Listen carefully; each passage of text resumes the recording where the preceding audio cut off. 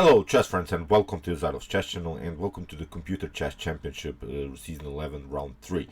So before this round 3 actually starts, we have first this test games by engines, because they have sort of a warm-up that this engineers and constructor can see if their engines are working perfectly fine. As I said, we have first the test versions, and the games are played in the bullet format. And the bullet format, I think, is very attractive to watch in this computer chess championship, because also this top engines are making mistakes, and the best engines like Leela C Zero and Stockfish get use of these mistakes and crush their opponents, I think, very easily.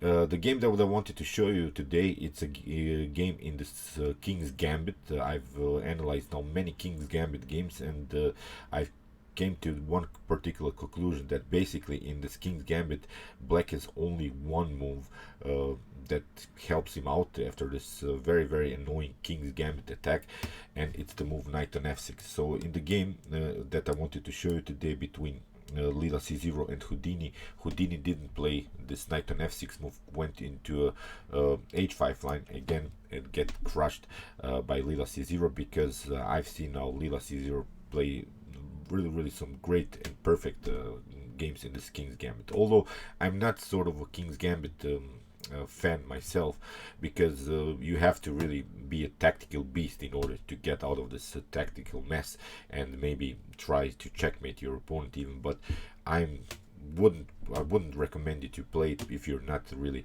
in such a good tactical shape. I always try to explain games through this positional points of view, and through this positional elements.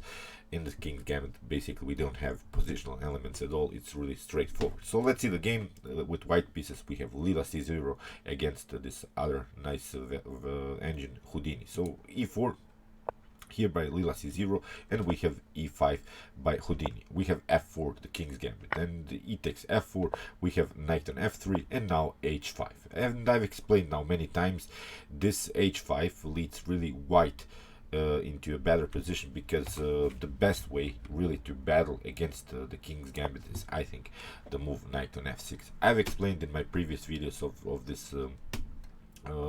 this King's Gambit variations, particular lines after the move knight on f6, so you can really check it out. It's really important to play this particular move after something like e5, then you can play knight on h5 and to support your f4 pawn and similar ideas. But as I said, in the game h5 was played, and I was really lucky to see that Houdini played the h5. Then I know that something special will go on, and probably that Leela C Zero will even sacrifice some pieces. So here d4 played by Leela C Zero, we have g5, and now bishop on c4. We have g4, and unbelievable move here, Leela C Zero simply castled, giving up the piece. So this King's Gambit is so dangerous. Even in my previous video that I've shown you from this King's Gambit, a game played by Leela C Zero, also Leela sacrificed another piece. So it's really so annoying to play against. After here g takes f3, we have queen on f3, and you see that white has already brought two very important pieces here, and has a very annoying attack against this f7 with the support, of course, of the rook. Now the king is secured, and we have also the possibility here to take this pawn, have this pawn central control. And one of the basic problems in black's position is this lack of development of this rook, knight, and bishop. This will happen also in this particular game, because it's very hard here for black to find some developing moves, because you have to first defend here your f7 weakness. Here bishop on g7 was played, bishop on f4, bishop takes d4, and now king on h1. This really just improves the position of the king. Now the king is even more secured, although you have here the opportunity to take bishop takes on b2, but this would be a huge mistake, because now we would have bishop on e5, and this game is over, I think, because you cannot take the rook or the bishop. You can checkmate here on f7. If you try to defend, then we can take this bishop, or we can even take this pawn on f7. So in the game, after king on h1, queen on f6 was played by Houdini, trying to get something happen here on the f file, and now knight on a3.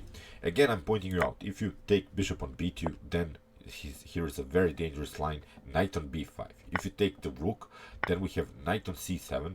with a very dangerous check. It's not about taking the rook anymore. Now this activity of the queen and the rook on the f file with the support of these two bishops is too much to handle here for black, because as I said, black has developed these two minor pieces and also the rook. So this would be very dangerous, because after king on f8 we have a really monster move, queen on a3, really changing the direction of the attack. Now the king has to escape, or you can cover yourself here with the knight on e7, but now bishop on d6. You see the bishop is supporting the rook, creating very dangerous attack. Here the f7 weakness is always present. Queen on f1 would be the continuation after bishop takes on f1, knight on c6 maybe, but now we can c3, we can play c3 and lock the bishop, and after maybe something like queen on c1 we can even take. Rook on b8 again doesn't work, because we have always some possibilities to create this cover attacks, but now the more important thing is to play here queen on c1, and this will be game over for black. In the game, as I said, after knight on a3, that's why here a6 was played by Houdini, sort of prophylactic move, because we are not allowing this jump of the knight on b5, and here queen on d3 played by Leela C Zero. Queen on g7, and here I wanted to point you again out what happens if you play bishop on b2. Again, rook on b1. If you try something like bishop on e5, then bishop on g3. Again, this discovered attack is very dangerous against black's queen. You have to maybe play something like queen on e7, but now rook takes on f7, and I think this game would be also over, because here we can take bishop on e5, queen on e5, now bishop on d5. Very important, not allowing here something like b6 and bishop on b7, that if this bishop comes into the game, then black can regroup, black can defend, I think, and that's why here after potential knight on f6, here knight on c4 is the main idea to get rid of the queen from the central square. If queen on g5, then finally rook on f1, and you see this battery on the f file is too much to handle here. If you try rook on h6 to defend, then queen on a3, you see you have lost here the protection of this f8, and then again this very tricky move to really dance on the third rank. Now queen on a3, very dangerous. So as said, here after queen on d3 we have queen on g7, and now bishop takes on c7, of course. So now you see we have this dark square problems around black's king, knight on h6, and now bishop on d5, again not allowing this bishop to come into the game. If, as I said, if this bishop comes somehow actively into the game, then we have maybe some weaknesses here on e4. So very nice move first to take this pawn, not allowing also some c6 moves. Now the bishop in the center is really the best minor piece of white. So bishop takes on b2, again not a problem, because we can play rook on d1, and now bishop on a3, queen takes on a3, and again black has this dark square problems which we can attack. There's no way that black will castle anymore. If black would love now to castle and secure the king, maybe play something like d6 and develop somehow the bishop, also the knight here on c6, but it's not possible, because here Leela C Zero has played a very nice attack with these two bishops. These bishops are really slicing the whole board, and now Houdini tried knight on c6 to develop at least one piece, but now h3. Also very important move, prophylactic move, not allowing knight on g4. This knight on g4 is the idea maybe to create a blocking system, then after that with something like knight on e5. Knight on e5 of course defends this pawn on f7, so these two knights connected, then I think that will be really hard to crack for Leela C Zero, so that's why h3 perfect move. So a5, we have queen on c5, now knight on d8, and now rook on d3. Very nice rook lift. We are again trying something like rook on f3, and again attacking this f7 weakness. Rook on a6, we have bishop on f4, and now this bishop is attacked. Basically it's hard to defend. If you go back, it doesn't bring you so much. We have always the possibility to create really this attacks on dark squares. Maybe something like bishop on g5 if the position allows it. It has to be prepared more, even with something like bishop on b3, then bishop on g5, attacking here this e7 weakness, and try even to checkmate here Houdini. So that's why going back here is not an option, and here that's why Houdini tried rook on c6, giving up some material. Here bishop takes on c6, we have knight takes on c6, and now bishop on d6. You see, this starts where problems are too much, really too much to handle. h4 was played, now rook on f3, of course, rook on h7, and now c4. It's really easy now to find the best moves for Leela C Zero, because whenever you see that you have your pieces on the best square, probably the best move, the next best move is a pawn move. So that's why c4 perfectly fine, not allowing maybe something like b5 also, that we can play more actively with our queen. But these three pieces, this rook, the knight, and the queen, are always stuck to the defense of this f7 pawn. And this bishop is really, I don't know, yeah, I don't know if I haven't seen a worse bishop here. Here the bishop on the c8 cannot go into the game anyway. Here b6 was tried, but now queen takes on b6, and you see knight on b8, and now e5, supporting this bishop. This bishop is fixed. Here knight from g to e7 was played, and now rook on f4, queen on h6, now rook on g4, also trying maybe something like bishop takes on e7. Of course, if this knight is not protecting this e7, then we have also some dangerous check possibilities. Rook on g7, here we have queen on f2, and here is the problem. If you take rook on g4, then we have again this weakness on f7, queen takes on f7, king on d8, and now this would be even a checkmate here on f8. So that's why after queen on f2, rook on h7 was played, king on g1, queen on f8, and now rook takes on h4. Now Leela C Zero has another advantage, because we can simply trade off the rooks and go into a favorable endgame with this pass pawn on the h file, and it will be very, very hard to defend for black. So rook on g7, queen on f6, we have queen on g8, and now rook on f2. Not a problem to defend the second rank. We stay active with our rook, but also we are defending here this second rank. Bishop on b7. Now finally this bishop comes into the game, but again it's blocked out by its knight, and the problem is if you move the knight, of course, then queen on e7, simple checkmate here. So rook on h5, we have bishop on c8, now rook on b2. Now the basic idea here for white is to somehow get this rook into the game, but there is always the problem about this g2. So you see how Leela C Zero will solve the problem here. Queen on f8, now queen on h4, we have rook on g8, and now queen rook on h7, rook on g7, rook on h8, rook on g8, and now finally rook on g8, queen on g8, and now you see we don't have any more the problems on the g file. Now this rook can play much more freely in the game. Rook on b8 was played, very nice move. If you take, of course, it's not a possibility, because we can simply take here the knight and it's game over.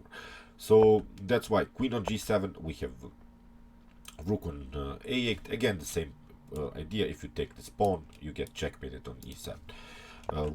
Queen on g8, we have king on h2, queen on g7, and now queen on f6. Also a very interesting move, because if you take and after e takes f6, you can try maybe something like knight on g6, but then again rook takes on c8, and now again we have a favorable endgame with this pass pawns.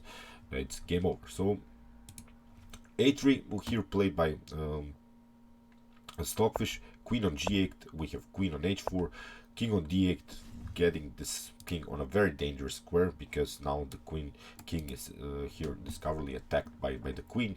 Rook takes on a5, again you cannot take because of this e7 problems.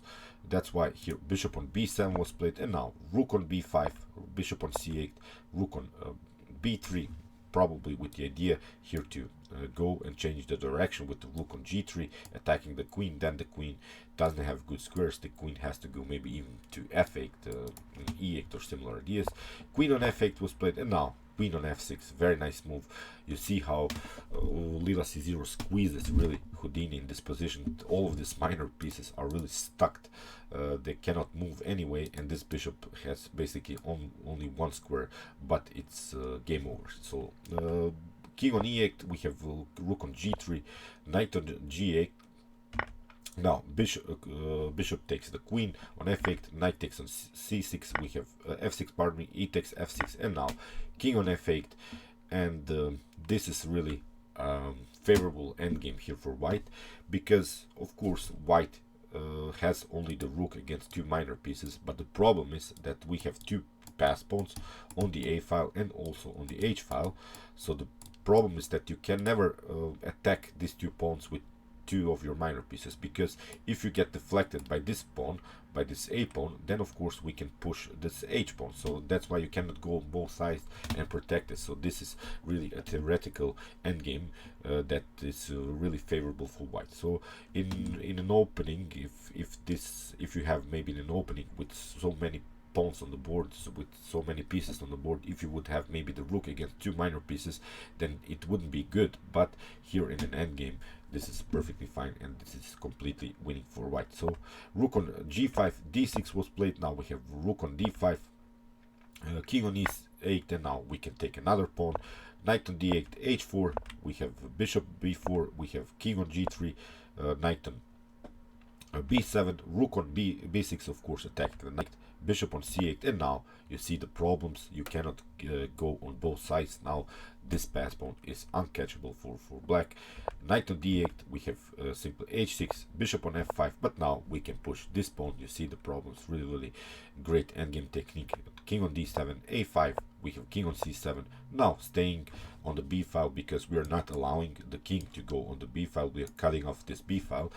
Bishop on e4, we have simple a6, knight on e6, and now a7, knight on f8, king on f4, we have bishop on b7, and now g4. Here the idea is just to create somehow a pass pawn. Knight on g6, we have king on e3, knight on f8, g5, king, knight on h7, and now very important move, g6, creating another pass pawn. F takes g6, f7. This is completely lost here, g5, but now rook on a5, bishop on a8, rook on e5, g4, king on f4, we have bishop on c6, and now simply taking, king takes on g6, king on b7, and now king on f5, bishop d7, of course, king on g6, we have knight on f8, but now king on g7. This is really lost here. Black tried king on a8, but now simply king takes on f8, and this is game over. Although many moves were played in the continuation, but Leela C Zero has, of course, here completely winning endgame. The whole game will be in the description below. But again, this was really a great attack in this King's Gambit. As I said, I always liked this variation after e takes f4, knight on f3. Now instead of this h5, to play knight on f6 after e5, it leads into this variation. I think this is the best way to battle the King's Gambit, and I think you should analyze this variation if you have troubles maybe playing against the King's Gambit, because you see even in this top engine level they get crushed when they play this h5 move. And in my previous video of the series, in which I also analyzed one game by Leela C Zero, also the opponent played the h5 move, and Leela C Zero smashed in this very nice King's Gambit attack. Okay, I hope you enjoyed this game. I enjoyed it a lot. It was really a great sacrifice here on f3. We'll continue to follow this CCC Season 11 Round 3 with some more games. See you soon, and chess is the best, of course.